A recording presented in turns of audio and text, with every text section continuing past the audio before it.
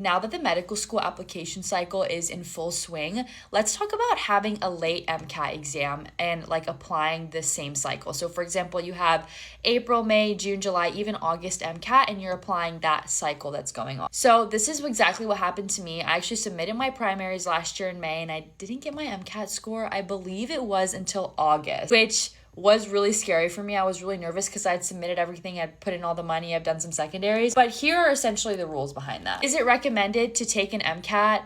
To take the MCAT past April, even May, pushing it to June, July, August, some people even September? Obviously not. Obviously it's not recommended.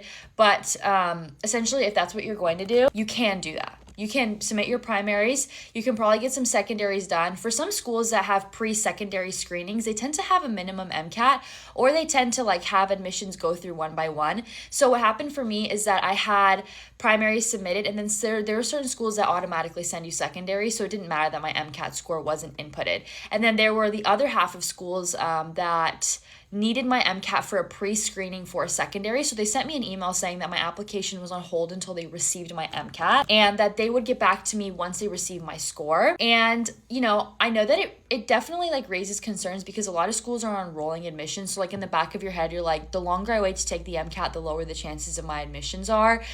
You know, I mean, maybe that's true to some extent, but I will say that the school that I'm attending later this year was one of the schools that sent me an email saying, like, I didn't get set a secondary until my MCAT score was updated, if that makes sense, and sent to them. And I still got an interview and I still got in. So you can do that. You'll just have things on hold. And I think like the worst part of this is just like the mental load. Like I know like you put the money in, you put the time in, and you're like, oh my God, I put all this in. What if my score isn't good, right? So like for those purposes, it's not good. Maybe for rolling admissions, it's okay. But I do know someone that took their MCAT in August and didn't get their score back until September, and they were just fine. And I'll also say this, every single school has a minimum date you can go to take your MCAT. So most schools actually were like, the latest test date you can have is September or October. Like that's pretty late in the cycle to me that schools were even considering that.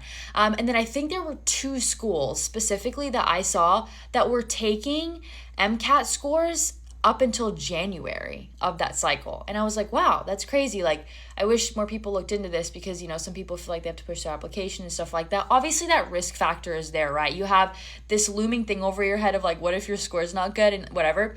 But, you know, sometimes you just have to take a chance on yourself. And that was me because I really didn't feel prepared to take the exam over and over again. And I was like, I'm just going to keep pushing it like until I trust my gut. And it worked out. So I feel like it's not talked about a lot, but don't panic if you have a late MCAT. It's not over.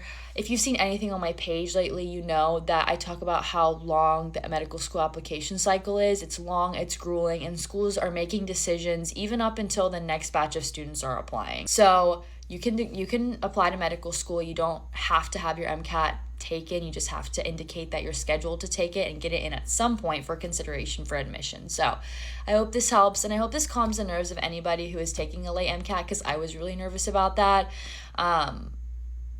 And it's fine. You're gonna be fine.